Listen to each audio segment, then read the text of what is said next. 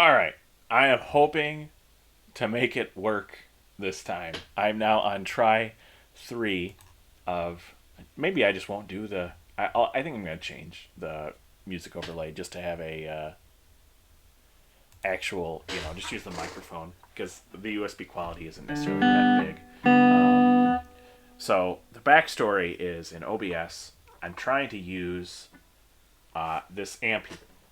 Excuse me. This amp here as a feed in for USB. It's part of the reason I got this positive. It's a positive grid mini because I'd be able to, record stuff on it.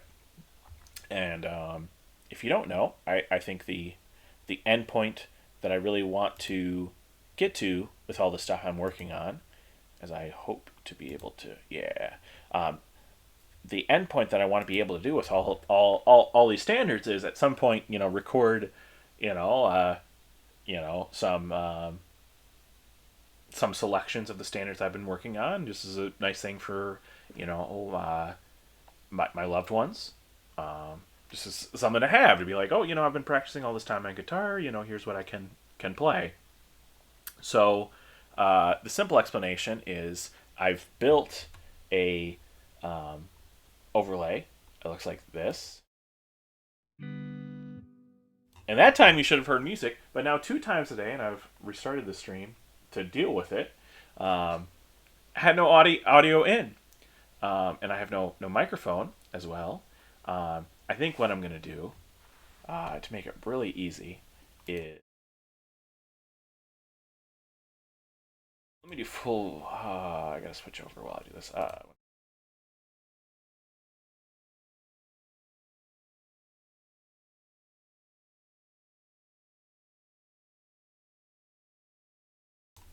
I believe now you should be able to hear me as I do this.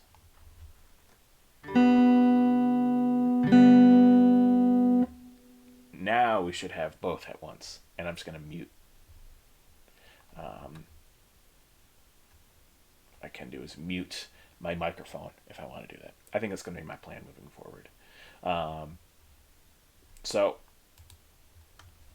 let's try and get everything I've been doing. I've been doing a lot of improvising, if you can't tell, because I've had to redo this section a bunch of times. So let's start with what I've been working on. I think we're going to condense the stream a little bit because I'm so frustrated about this stuff. Um, what I'll do is let's start with just improvising in D minor, and I'll talk about all the different multiple voices stuff I've been working on. All right, so we'll do that for about 5 minutes and see how that goes.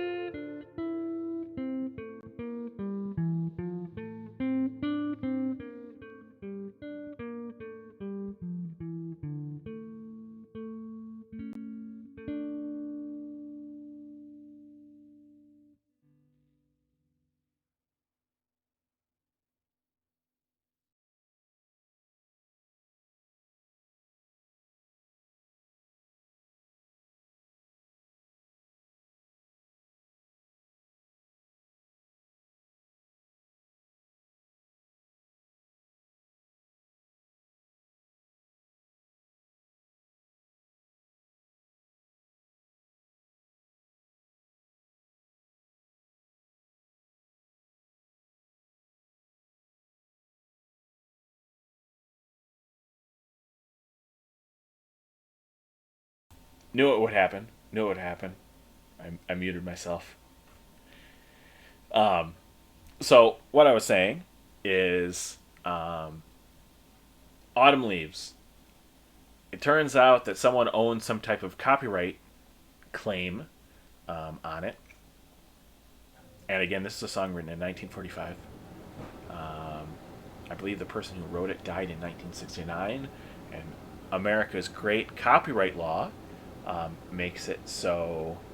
I believe in there was some in like 1998. I don't know if it was works. I think it retroactively applied to be like 95 years. So I'm going to embrace the greatest jazz tradition and make a contrafact. And a contrafact means keep the for at least these purposes, keep the changes, and come up with a new melody and play over the changes. Charlie Parker did a ton of this. It's well known. It's in fact it's kind of a fun project for me just because of the history of it in jazz. So yeah, what I think we're gonna do now, just to make it simple, is let's improvise over "It Could Happen to You."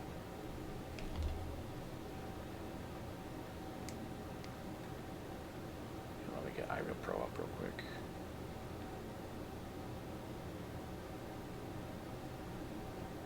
And then what we're gonna do is, as before, we've been doing. First time through, play the melody, then improvise for the rest of the section, and last time play the melody. So let's do that.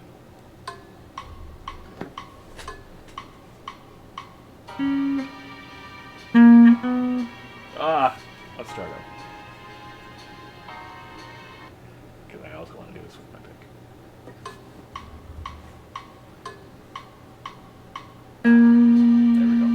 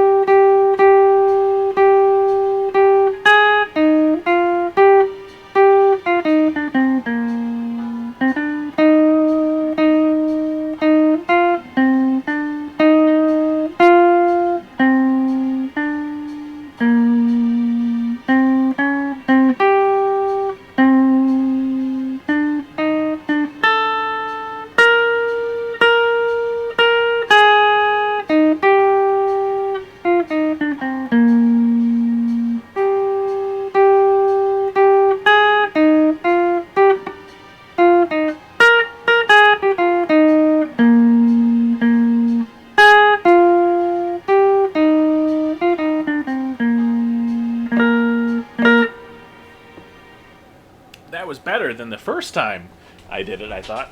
I'll listen back later. But yeah. Let's talk a little bit about, and again, I feel like I got to come up with a better term, better word. I like using polyphony because it is the most accurate and probably the most directly relatable to guitar. But back to that D minor stuff I was talking about. And again, I just chose that as a key, as something flexible to work with. Right? D minor, of course, if you know. So it's 2 octaves in a nice position on guitar. The previous time we were doing this stuff, we were staying 2 octaves apart, and the top voice moving down and the bottom one moving up, and you get stuff that sounds like this.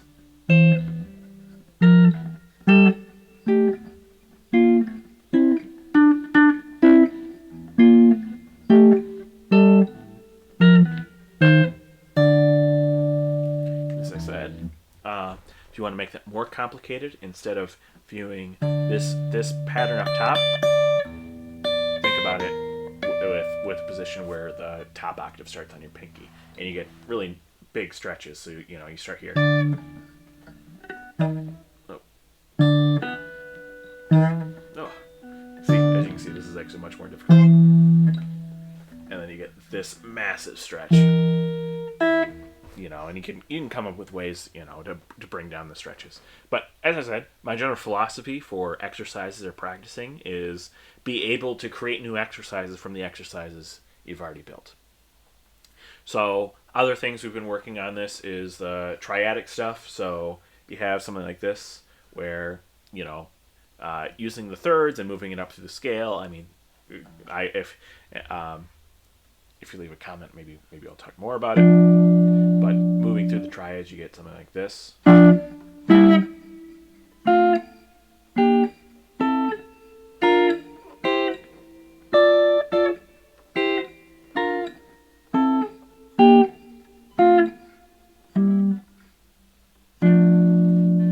And with triads, the reason I like them is because you can do all types of octave tricks with them, and you get inversions really easy. So, just an example, the 1 chord, the inversion of that is this. And the inversion going up is that. So you get all these inversions really quickly. Oops, I can play it right.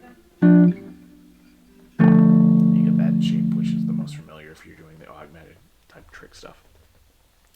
So what I wanted to talk about a little bit this time is thinking about, actually adding in very simple bass lines. So the trick here is, let's play D on the 5th string. We have 2 octaves, so we can play the octave, of course. And you can, of course, follow both, right? So if you wanted to do the full octaves, you get something like this. Again, my recommendation is continue following the position you have instead of, using the octave tricks, because you can just make it easy and do something like this.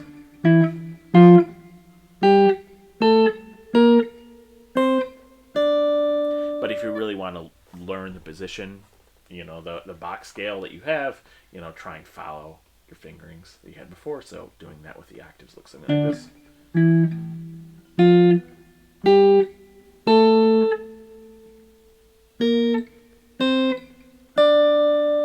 and of course the top string you get this.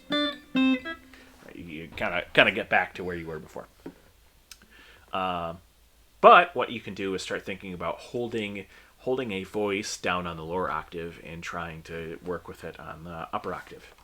So the simplest way to start, I think, is to play in unison. So make sure you keep hitting the bass note, but go up the scale, right, and holding this down. So you get something that sounds like this. Oops.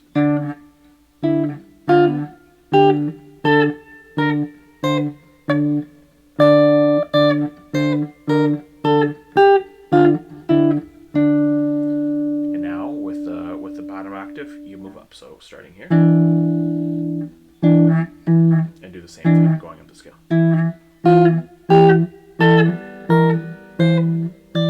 you're starting to build coordination with your hand.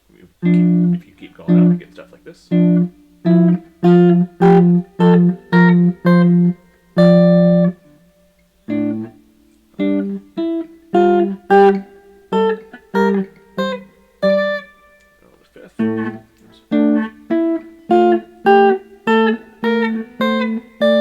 sixth. The seventh, you gotta, do your usual string movement so you can keep it on the fourth string, and it's going to be very dissonant starting out. I actually think you should do it with the middle finger.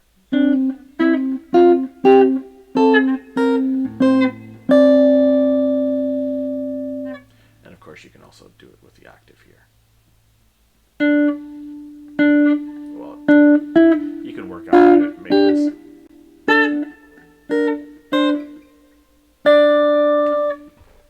And now you have all types of flexibility.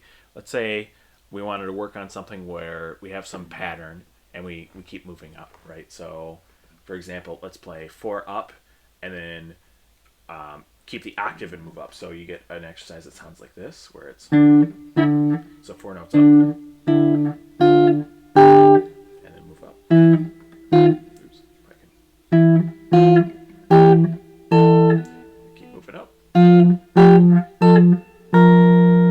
Keep moving up.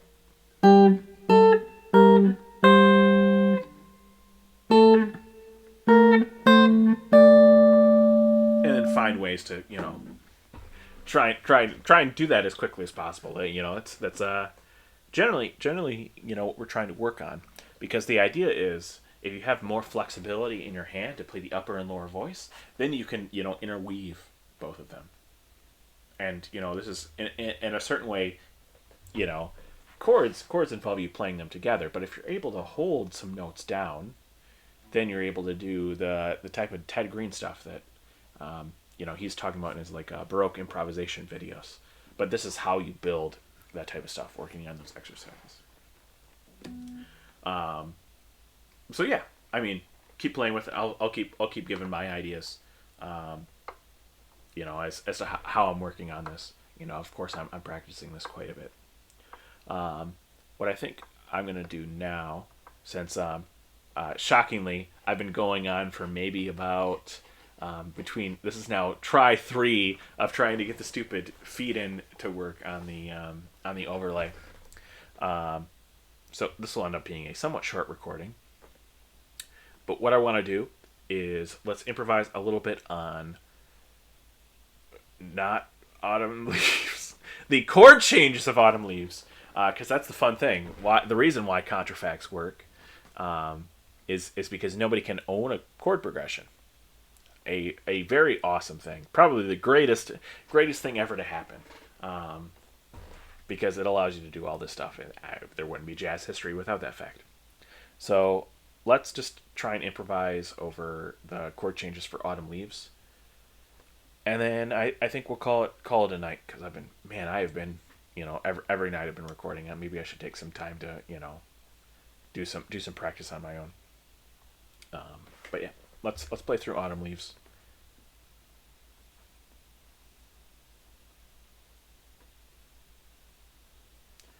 And yeah, let's keep it as it is. That's gonna be long. Let's just do 2 times through. So, because we're not gonna do the let's do 3 times through, and we're not gonna play the melody for all the reasons I said before.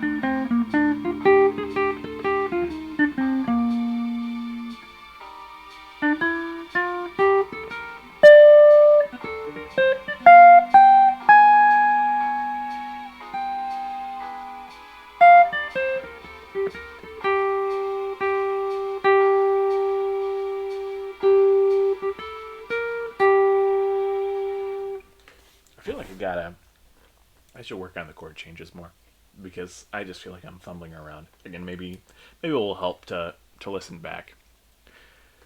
In fact, I remember what we were doing before, so it was, it's mostly.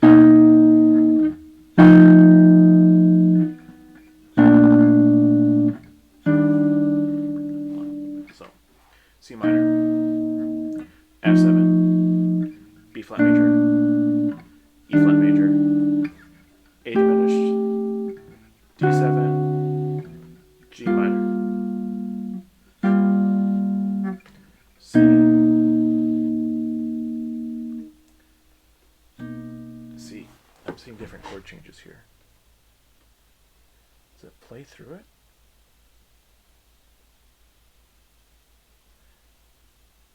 Because it goes.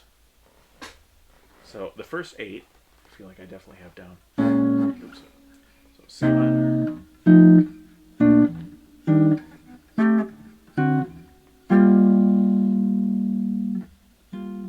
It goes A minor, D7, G minor, C minor,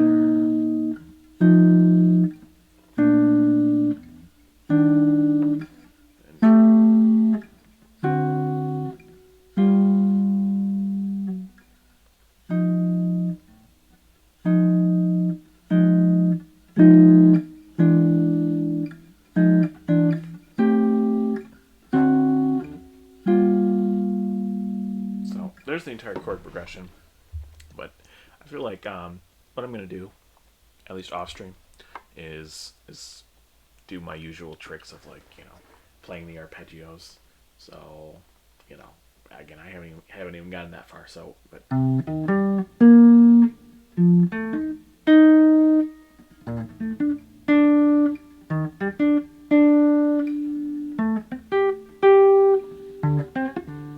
So you get the idea. I'll do that off stream. Man, I am more tired than I expected, mostly because I've restarted 3 times. So I think it's going to be a short one. I'm going to end it off there. I didn't want to say one thing, and this should be pretty quick. What I am going to try and do, and maybe, you know what, let's do that. Let's play a little bit of, I have been working on, I'm gonna add some to this list of songs I want to learn, and we'll probably do these. Oops. Oh, are you kidding me? All right, 1 second. 1 second. Let me go back to the full screen so I can bring that back up. We're gonna add some Christmas songs, baby. A lot of them are pretty easy, and in fact, I'll play one real quick, and that'll be the end. But these we won't worry as much about. Oh, not that one. There we go. The songs I want to play: White Christmas, Skating, and that's from Charlie Brown. That one's like da da da da da da da da da da da da da da. It turns out there's already a pretty good guitar tab out there of it on like Ultimate Guitar, whatever that is. I'm just gonna use that. Then maybe we improvise over it or something.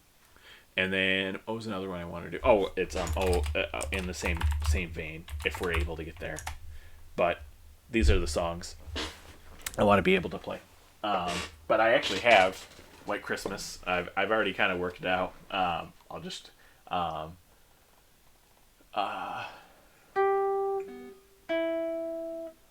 right here.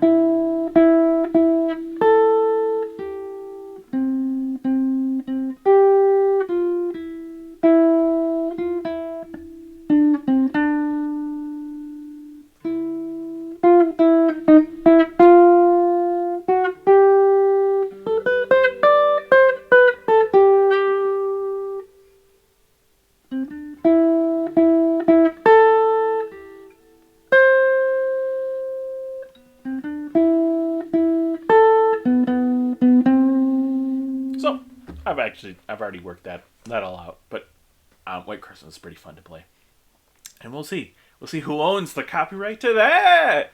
Yay! It never ends for songs that's an Irving Berlin song, I believe.